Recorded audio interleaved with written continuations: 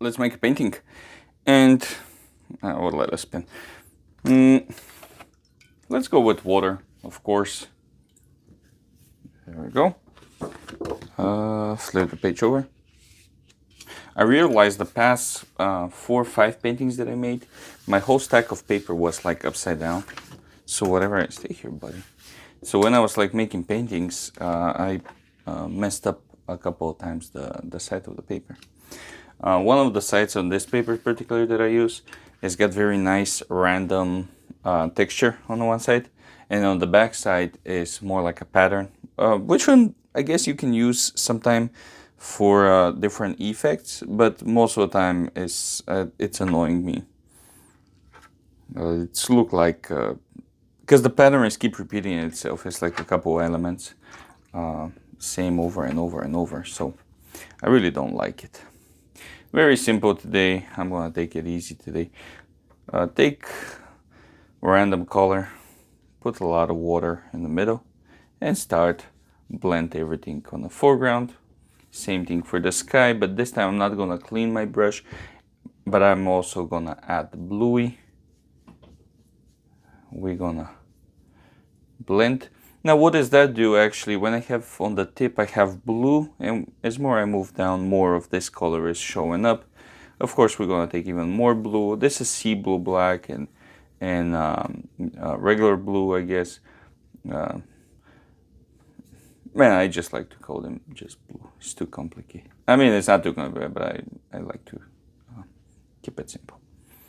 Anyway, we're gonna put a couple of spots in the sky. Clean the brush. Take the multiple brush. Make sure the bristles didn't stuck together. There we go. We're gonna try to make some kind of movement here. Barely touching, barely touching. You don't need to be harsh on this paper. Plus it's a cloud, so no need to force anything. Of course, experiment, see which lines and what movement you're gonna try to show up.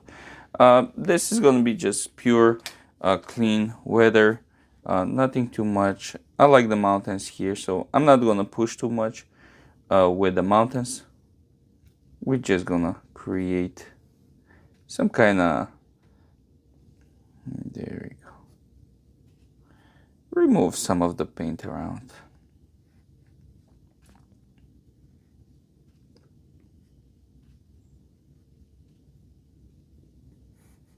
Experiment pretty much. Series of mountains. On purpose, I don't want to push too much. I want everything to kind of blend on the background. If you push a lot, I will show you where I can destroy it. Here, if you push a lot, then you're going to be very defined, but we don't want this.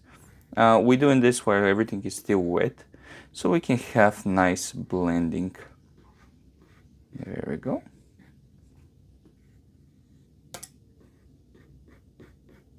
And of course, for the foreground, I'm just gonna create the top portion of the foreground is gonna be going from right to left, and the middle portion, of course, is gonna go from left to right. Now keep in mind, I'm not moving one side. I will show you what is happening when you go like this, right? We don't want this. Let me just break it down again. We want to make a bunch of small moves, not too harsh, so we can have a nice variety.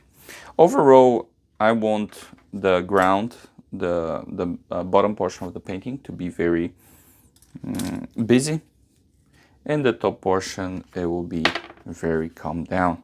That's gonna create a nice contrast between our fluffy clouds we're just gonna create right now. There you go. Clouds are very easy, nothing too much there. By nature, they're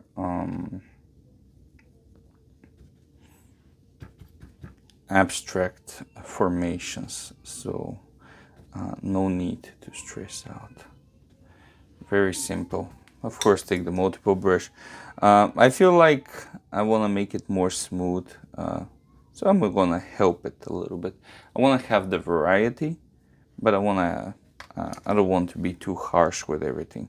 I don't want to have a nice high contrast out on the top of the painting. I don't want that. There we go, there we go. And there we go.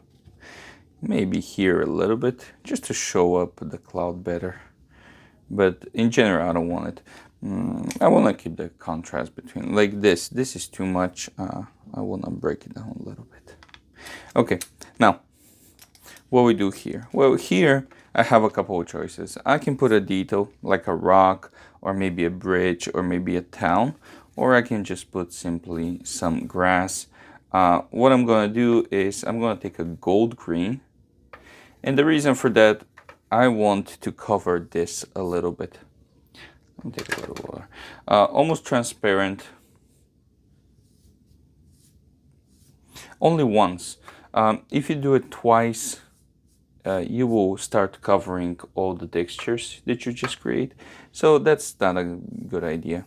But this is gonna bring some freshness in this painting, because everything was so dull, everything was like natural colors, and this is gonna bring a lot of color back. It's more vibrant. Now, of course, we can leave it like this or expand on the top of that. And of course, here is the decision you gotta make. Do you want to keep this painting more on an abstract level, more on a expressionist level, more on a more detail, more subjective, more objective level, or whatever you want to do. And of course, in our case, I'm just gonna create a bunch of tall grass right here. And I'm gonna use, of course, a dark color surrounded by light colors, and making very fast, snappy strokes. To do this, by simply adding some grass, tall grass, so we can have a nice foreground. Now, of course, if we do this, we can go without. So the light is come from here. So that means we're gonna need to put our throwing shadow right here.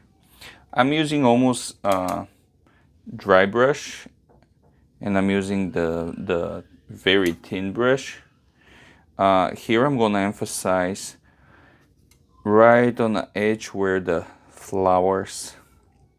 Did I call it flowers? I thought we were making the grass. Anyway, I guess we're gonna make the flowers, not a biggie. But individuals, there we go. Try to be random. It's not a big deal. Maybe some dark spots. There we go. Now, of course, you can leave that thing like this. So palette knife is a great tool here to just break it down. There we go. And of course, it's going to be red flowers, because why not? Just simply touch a bunch of times. Boom, boom, boom, boom, boom, boom. There we go. We can put a bird in the sky for a balance, because now everything starts to become very heavy here, and by simply adding a dot.